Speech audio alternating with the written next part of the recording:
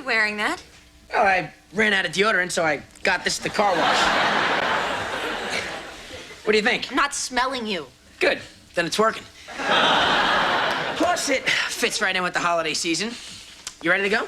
How did you get invited to a hot college party? Well, they only invited 3 high school kids. Johnny's bringing the drinks, Ed's bringing the pizza, and I'm bringing you.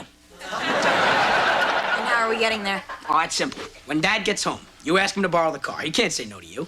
I know. He can't. Daddy?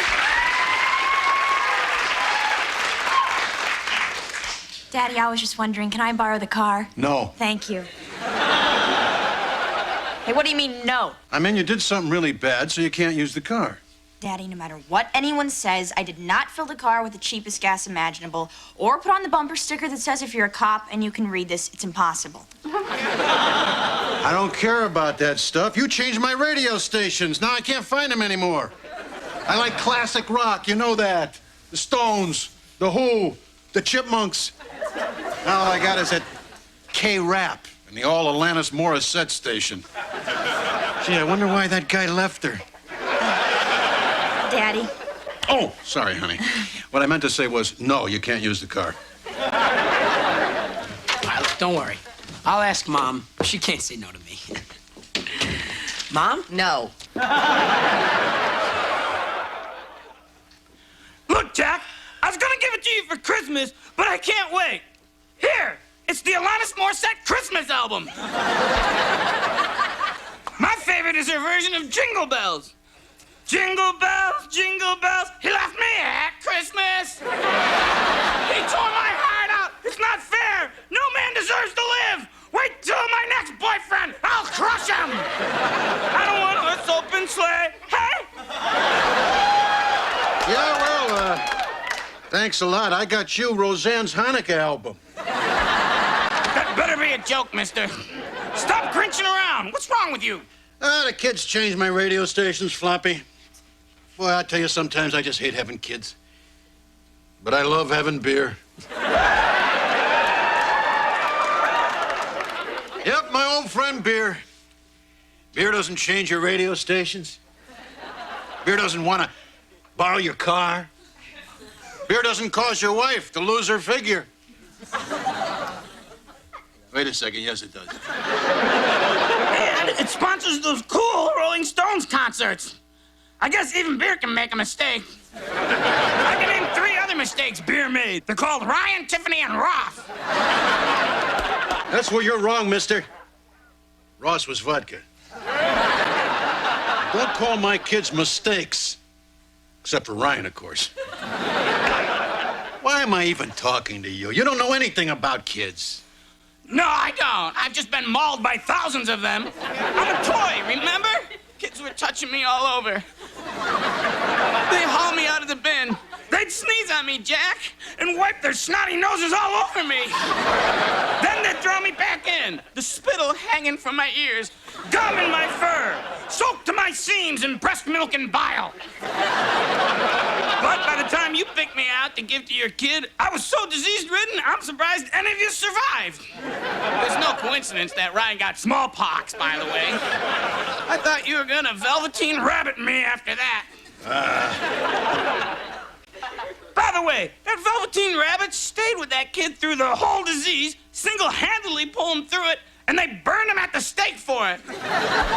What a hero. He's the Joan of Arc of my people. So don't tell me I don't know kids. I slept with more kids than Michael Jackson.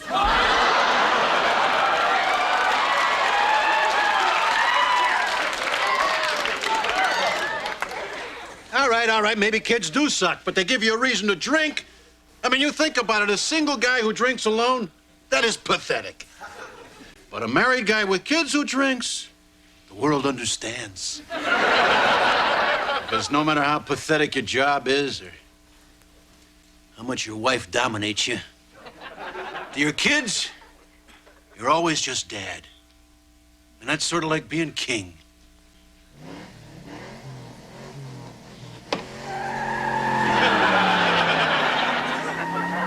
Isn't that your car, Your Majesty? What a great party. Let me ask you a question. Is it still technically getting to second base even if the girl's unconscious? It is in the eyes of the law. All right. Woohoo! Then it's official. Excuse me, Pervo boy. In your jubilation, you might not have noticed there's no car here.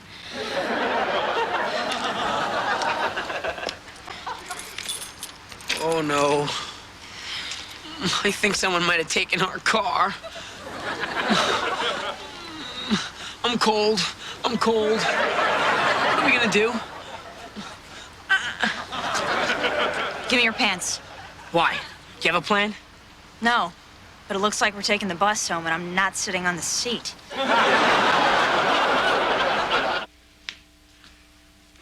Oh, Jack, what happened? You were gone so long, I thought you were dead. And then I got over my grief. I was gone for a half hour. Well, how long am I supposed to wait? Look, it took me a while to find the party, but I finally found it. Then I took the car, so when they come out, they'll think the car's been stolen. I got it parked right around the corner so they won't see it when they get home. They might be so scared they may never come home. Oh, Jack, for once you've actually excited me. You know, we have time to play a frisky little game before they get here. Can I cuff you? No. Oh, I wonder which kid'll tell us. Oh, I think it's gonna be Ryan who breaks. I raised a hell of a stupid. No, I think it'll be Tiffany. My sweet little baby Tiffany could never lie to her daddy. I'm her favorite parent, you know. She told me so herself. Actually, I think they'll both tell. Ryan because he's so afraid of you, and Tiffany because she loves me so much. Hate and love. We make such a great team. Just had to leave my pants on the bus. They were all sticky. They were all sticky before. Oh, I can't face them. I can't face them. Pull yourself together, weenie boy. All right, you tell them. They never wanted me. Tell him? Why tell him? What earthly good could it do? We're not gonna tell them? Oh, I'm cold. I'm cold. Shut up. Okay, let's practice. We went to the party on a bus and we came home on a bus. We know nothing about any car. Okay? Okay. Now I'll be Mom. Ryan, how was your evening? We took the car, Mom. We took the car. Okay, then how about this? Can you look stupid? I don't think so. Okay, then just look like that.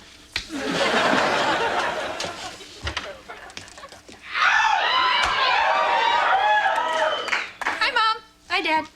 Hi, Tiff. Hi, Ryan. I'm cold. I'm cold. Maybe that's because you're not wearing pants. Good night.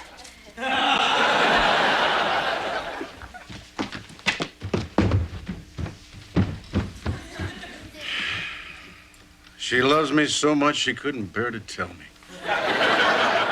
Never mind her. Our son takes his pants off to ride the bus. I've been on the bus. Believe me, he fits right in. Well, I guess we could do something to punish him, but I think these kids have to learn to tell the truth on their own. Believe me, I know them. They won't be able to sleep. Their conscience will be bothering them all night, and first thing in the morning, they'll come rushing down here to tell us the truth. Yeah, it's gonna be a long night. So, can I cuff you? No. It's degrading and humiliating, and I don't like feeling helpless. How would you like it if I cuffed you? Okay. Okay.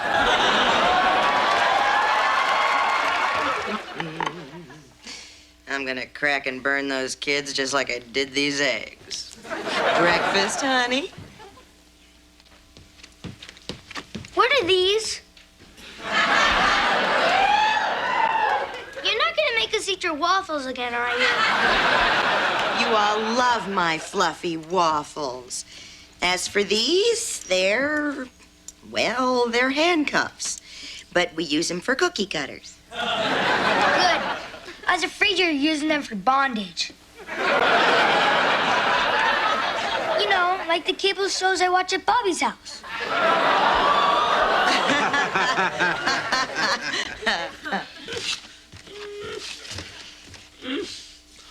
I'm scared. I'm scared. I am not going to let you crack. Just let me do all the talking. You don't even know the car was stolen yet, so remember to act surprised. Okay. Come on, kids. Breakfast is ready. Wow. The car was stolen. I gotta get you out of here. We're not hungry, but we're starved for knowledge. Off to school we go. Wait! We'll drive you. Yeah, I'll go warm up the car. Are you okay, Ryan? Is anything on your mind? He says no. Good. Good. Well, then I'll just wait for you kids in the car. I'll walk you to the car. Oh, I gotta tell. Go ahead. Tell. But if you tell, I will sell you out in a second. I don't want to do it, Daddy. He made me.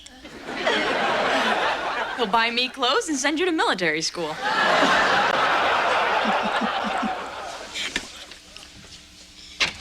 Oh, my God, the car's been stolen. I don't want to go to military school.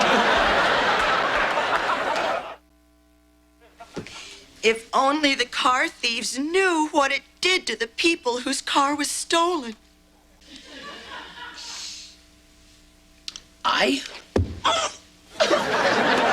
Yes, if the culprits would just confess, imagine how much better they would feel. Because the truth is always better than a lie. Daddy. You're so smart and wise. Let's talk about practical things, shall we? Let's look at the bright side. You have insurance, right? Well, you could take the money and put a down payment on a new car. In fact, if you would do as I've been saying for years and incorporate yourself, you could lease back to the corporation. It would cost practically nothing. It's actually a blessing in disguise. You know she's right. The truth is, the warranty's run out on that car. The brakes are bad, the suspension is going, the tires are bald. It's a rolling death trap. We were going to give it to you kids in a few months anyway. Maybe it's not a bad idea to get a new car. We've never had a new car. Like a Lincoln. Oh, Jack, I've wanted a Lincoln ever since I was a little girl. Something big and powerful and sexy like the man I never had. Maybe in black. Honey! The car wasn't really taken, remember? We're using this ruse to break the kids. Now, kids! They just may have too much of me in them to break, Jack. Yeah. Well, I could tell that Tiffany was about to confess. But Ryan, he's like an evil puppet master holding her back. Well, I'm gonna go retrieve the car and then go to work. It's always easier to punish the kids after a lousy, stinking day at work. I'm a trifle confused. Last night, I set my alarm for 11:30. I turned on The Tonight Show, and Jack Parr wasn't on it. Instead, there was a huge caricature of a man with an enormous papier-mâché jaw. It must be this new Johnny Carson person. He's not going to make it. Who's Johnny Carson? Exactly! Oh, you are so smart, my little Ryan. I'm Ross. It hardly matters. I'm through with you anyway. Mom, I need to ask you a question. Ah. Ross, sweetheart, would you mind leaving us? Mind?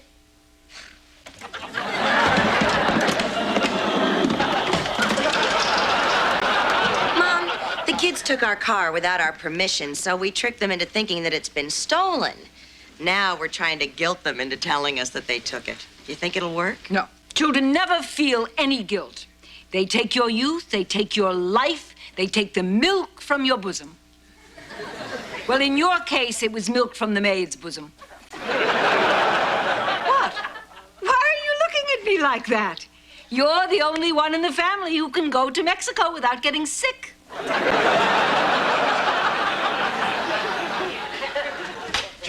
Jenny, our car really has been stolen. Can you believe it? What are we gonna do now? No, Jack, the kids are gone. You don't have to pretend anymore. I'm not pretending. The car was really stolen. What are we gonna do? You mean our broken down, horrible old car that I'm ashamed to be seen in was stolen? Yes. Oh. We're getting a Lincoln, a Lincoln, Lincoln, Lincoln. Well, everything seems to be in order. On behalf of the Laughing Hyena Insurance Company, I just want to assure you that your check will be here in just a few moments. Any questions, Mrs. Malloy? Mrs. Malloy?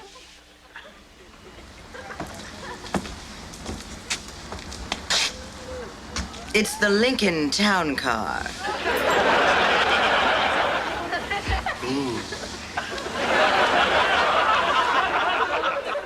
Mrs. Malloy? She's Lincolning.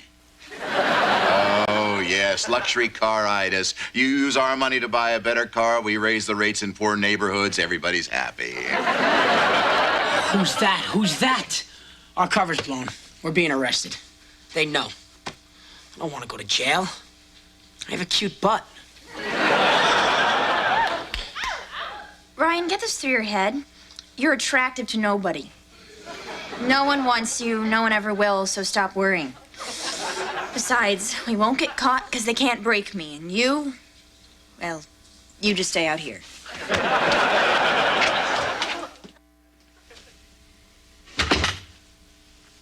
She's right.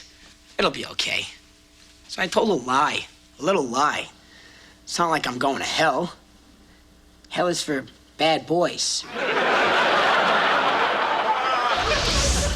I can't take anymore.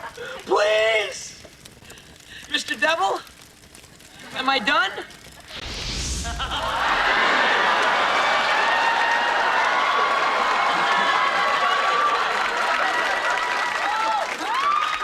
Not even close.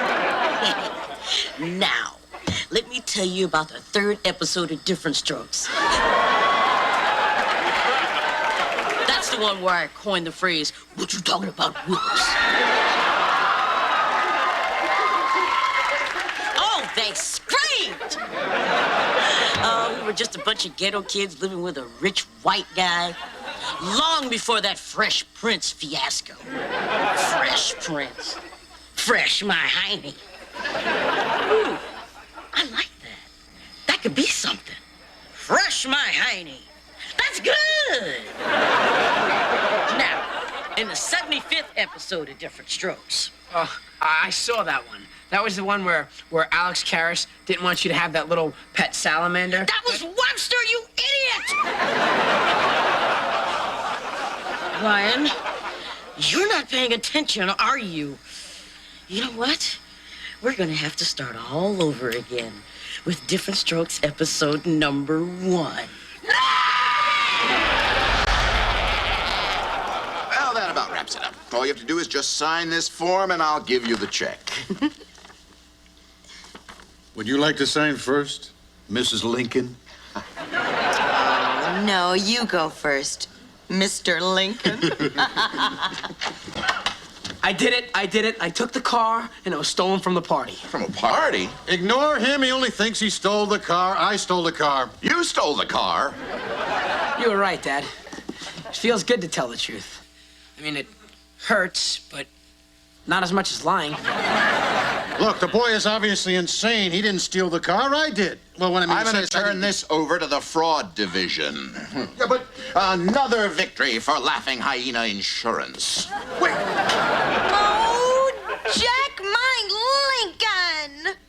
You had to tell the guy 5 jokes. You couldn't just sign up papers. Look, let's not turn on each other. Not when we have children.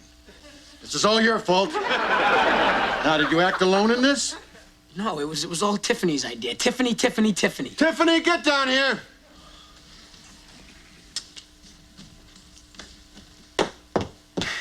Young lady, was it your idea to take the car to the party after I said you could not? You made me do it, Daddy.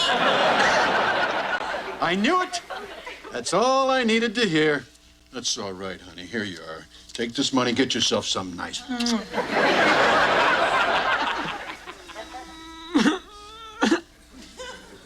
Look I'm crying too. You little sissy. And I'm gonna have to punish you. Ryan, you're grounded for 2 weeks. No TV, except for that Different Strokes. It's a nice show.